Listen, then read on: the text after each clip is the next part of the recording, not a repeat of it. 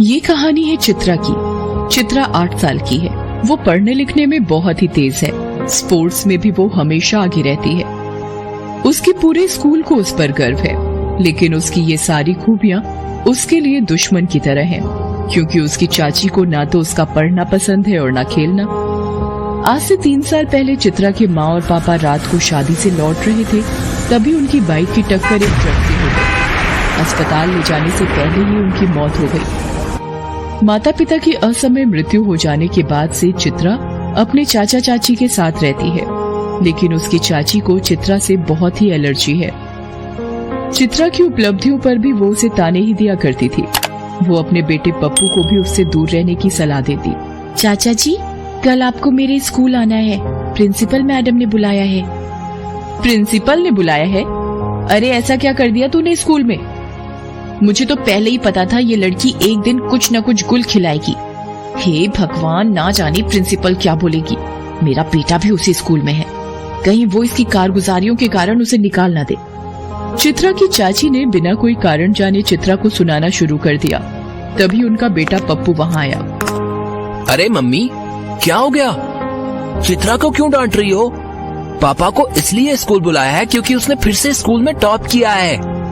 अगले संडे उसे स्कूल की ओर से प्राइज मिलेगा। हाँ। तू बड़ा असिस्टेंट लगा है उसका। प्राइज मिलेगा? बता तो ऐसे रहा है जैसे उसे भारत रत्न मिलने वाला है।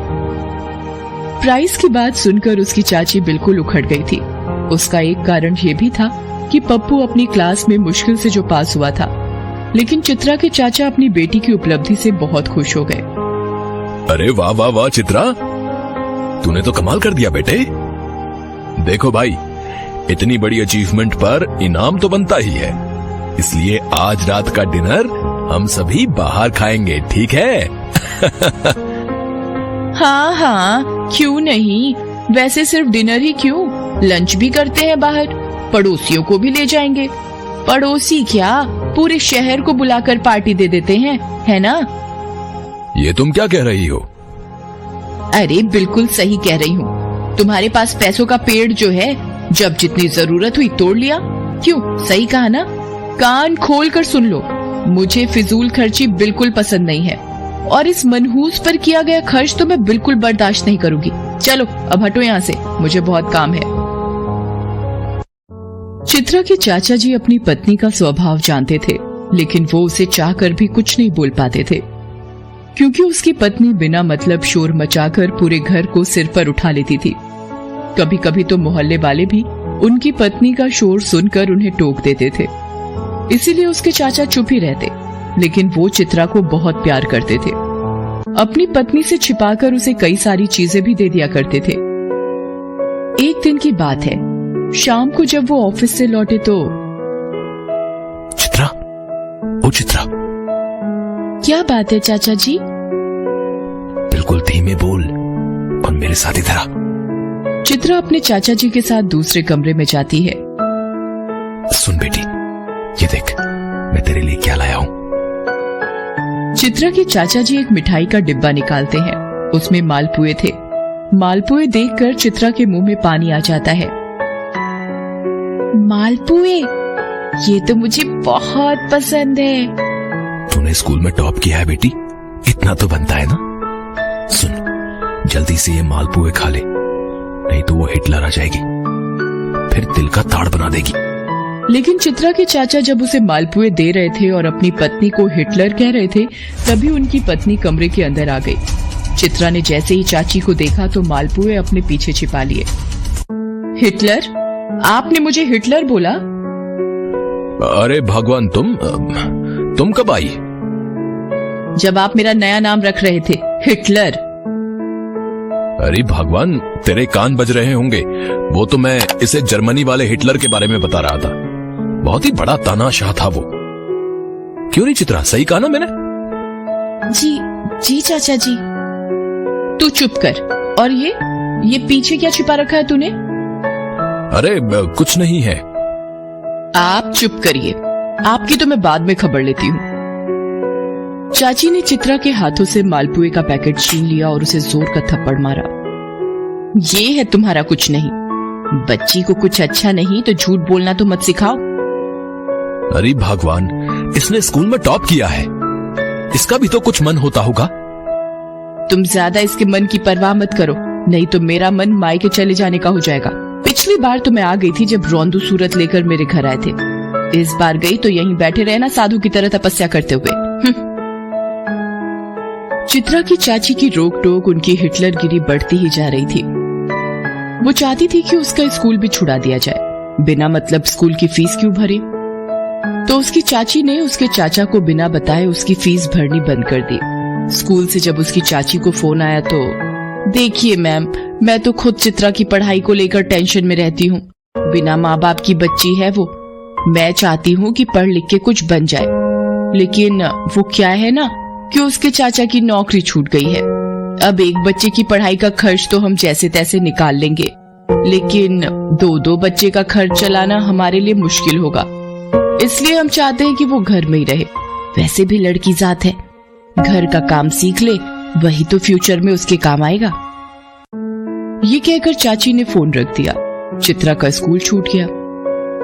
उसके चाचा ने इस बारे में अपनी पत्नी से पूछा कि उसने स्कूल की मैडम से झूठ क्यों कहा, तो वो फिर से लड़ने पर उतारू हो गई। वो बेचारे भी क्या करते, कलेश के डर से चुप हो गए।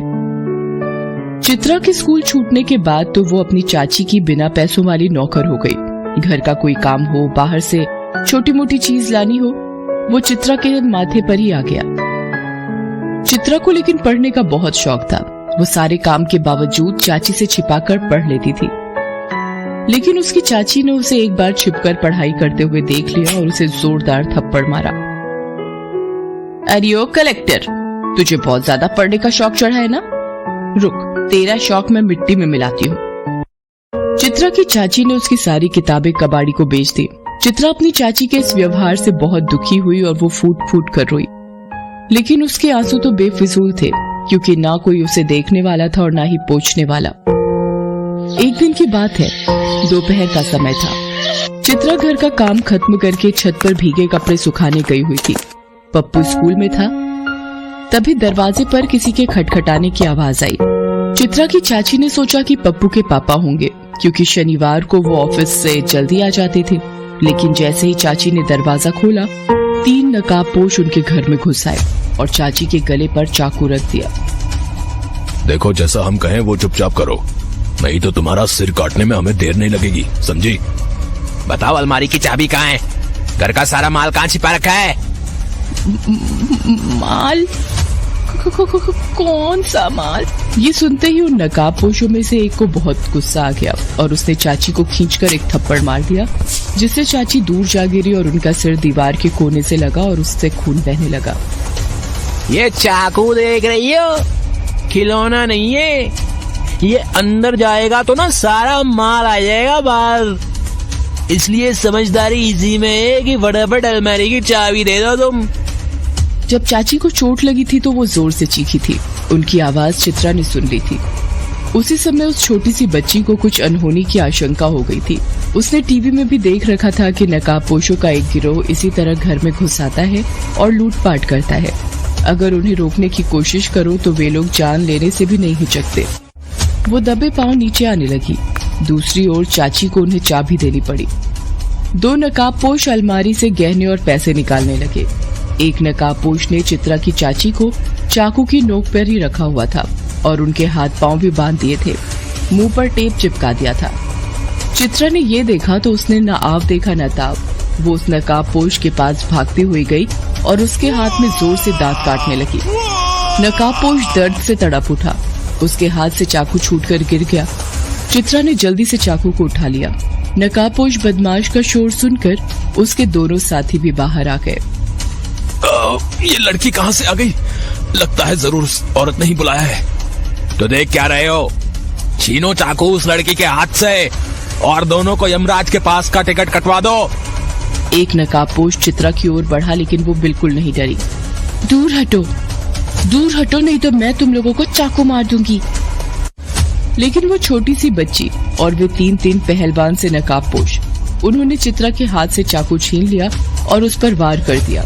उसके पेट से खून निकलने लगा, लेकिन इसके बावजूद चित्रा नहीं रुकी और कमरे के दूसरी ओर भागी। वो नकाबपोश उसके पीछे भागा, लेकिन चित्रा ने टेबल पर पड़ा पेपर वेट उठाकर उसे जोर से मारा। उसके हाथ से फिर चाकू छूट गया और सिर से खून बहने लगा। इस बीच चित्रा किचन में घुस गई और वहां से सरसों तेल की बोतल निकाली और बाहर आकर उसे जमीन पर डाल दिया, जिससे बहुत फिसलन हो गई। बदमाश उसकी तरफ दौड़े, लेकिन वो जमीन पर गिर पड़े। इस बीच किचन से लाया हुआ मिर्च का पाउडर भी काम आया और उसने वो पाउडर नकाबपोशों की आंखों में डाल दिया। इस बीच उसने बाहर जाकर शोर मचाकर सारे मोहल्ले वालों को इकट्ठा कर लिया। उन्होंने ही पुलिस को भी फोन किया। पुलिस तुरंत आ गई और बदमाशों को पकड़ कर ले गई, लेकिन बदमाशों की चाकू से चित्रा को जो चोट लगी थी उससे बहुत खून बह रहा था और वो बेचारी बेहोश हो गई। मैंने उस बेचारी के साथ कितना बुरा किया।